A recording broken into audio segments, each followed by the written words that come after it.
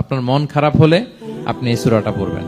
আমাদের এরকম অনেক সময় হয় না যে হতাশ, দেয়ালে পিঠ ঠেকে গেছে, কোনো বের হওয়ার রাস্তা নাই, কই যাব, কোথাও সফলতা নাই, সবাই আমাকে ভুল বুঝতেছে, এরকম মাঝে মাঝে হয় না? আমাদের সবার লাইফে আপস এন্ড ডাউনস আছে।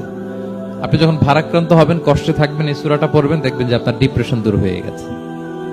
আল্লাহর হাবিব সাল্লাল্লাহু আলাইহি ওয়াসাল্লাম যখন এরকম ভারাক্রান্ত ছিলেন, চিন্তিত ছিলেন, তখন আল্লাহর হাবিব সাল্লাল্লাহু আলাইহি ওয়াসাল্লামকে চিন্তা মুক্ত করবার জন্য আল্লাহ তাআলা এই চমৎকার সূরাটি নাযিল করেছেন।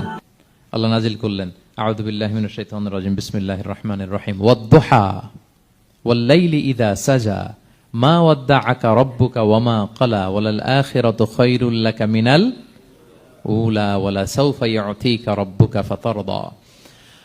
আপনার মন খারাপ হলে আপনি এই সূরাটা পড়বেন। আমাদের এরকম অনেক সময় হয় না যে হতাশ, দেয়ালে পিঠ ঠেকে গেছে, কোনো বের হওয়ার রাস্তা নাই, কই যাব, কোথাও সফলতা নাই, সবাই আমাকে ভুল বুঝতেছে, এরকম মাঝে মাঝে হয় না? আমাদের সবার লাইফে আপস এন্ড ডাউনস আছে। আপনি যখন ভারাক্রান্ত হবেন, কষ্টে থাকবেন, এই সূরাটা পড়বেন, দেখবেন যে আপনার ডিপ্রেশন দূর হয়ে গেছে। আল্লাহর হাবিব সাল্লাল্লাহু আলাইহি ওয়াসাল্লাম যখন এরকম ভারাক্রান্ত ছিলেন, চিন্তিত ছিলেন, তখন আল্লাহর হাবিব সাল্লাল্লাহু আলাইহি ওয়াসাল্লামকে চিন্তা মুক্ত করবার জন্য আল্লাহ তাআলা এই চমৎকার সূরাটি নাযিল করেছেন।